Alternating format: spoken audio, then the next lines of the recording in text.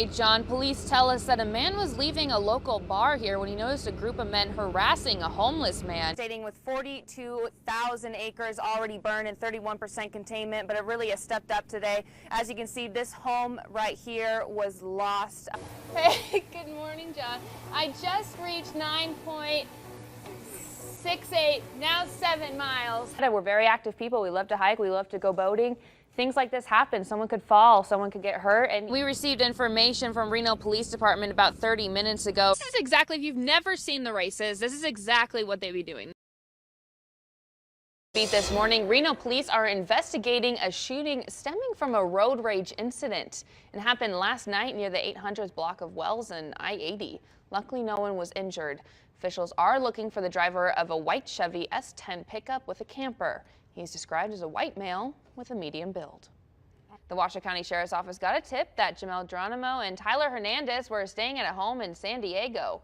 California police are holding them on fugitive from justice charges. Once they are handed over to the Washoe County, they will face multiple charges, including murder. Back on June 24th, deputies responded to a shooting in the Galena area. They found 2 people who had been shot. One of the victims, 20-year-old Paul Dubbins, was pronounced dead on the scenes. Crew took the other victim to the hospital. Now there is a third suspect. His name is Quentin Moore, and he is still at large. With rain, the storm is bringing some strong winds. Now those two combined can be dangerous when it comes to power lines or trees.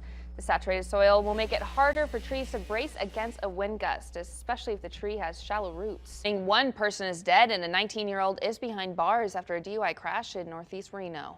It happened yesterday at the intersection of Scottsdale Road and Bullwinkle Drive. Reno police say a single vehicle rolled over. One passenger was not wearing a seatbelt. Kilo Truckee Tower, runway 11, wind calm, clear for takeoff. Just before 7:30 this morning, a single-engine plane carrying 3 people took off from the Truckee airport. Moments later, they started having engine problems. Truckee Tower, I've got a power failure on return to field. But the plane would not make it back to the runway. The aircraft reported engine trouble and impacted the ground. It crashed just a mile from the airport. When officials arrived, they found one of the passengers dead and 2 critically injured. The 2 other passengers were rushed to the hospital, one by care flight and one in an ambulance. Unfortunately, a second person passed away from their injuries after arriving. The incident is under investigation by the FAA, as well as coordinating with Placer County Sheriff's Office and the NTSB. Covering the story, Jaimie Hayes, Channel 2 News. How precious and important and how beautiful it is, and what things that they can actually do to help keep it that way. Clearly, Tahoe is going into its 2nd year here at Lake Tahoe. They use clear kayaks to teach the public about invasive species, using flashcards in the boat to help point them out along the way. We'll actually show you how to identify it. We like to keep Tahoe as beautiful and preserved as possible. And it's a very, very rare, very beautiful thing that we have here. And it's important to try to preserve it and keep it that way. This includes finding trash in the lake. So there's some trash. While a lot of businesses adopt beach cleanups, we actually adopt an underwater cleanup. Anchor not too long ago. I found a drone the one day. We will actually make our best attempt to remove whatever kind of trash and debris, anything that doesn't belong. They also take the chance to teach the community about the importance of keeping the beach clean. Pack it in, pack it out. Bring any trash with you, and not only that, if you see anything that doesn't belong, take it with you.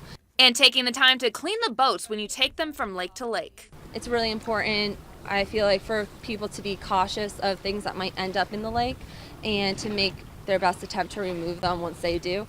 One of the big invasive species here in Tahoe is the curly-leaf pondweed. They kind of look like seaweed, so clearly Tahoe's asked if you see them hanging out in the lake, it's best to pick them up, throw them in your boat, and throw them in the trash, as well as any other trash you might find. Covering the story, Jaimie Hayes, Channel 2 News.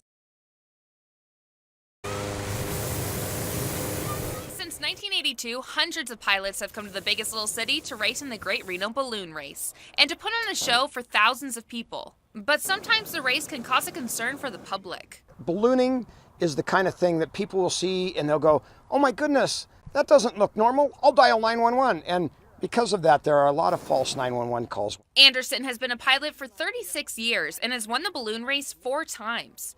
And over the years, he has had some run-ins with first responders. During the races, certainly people have dialed 911 and there have been fire engines following us around.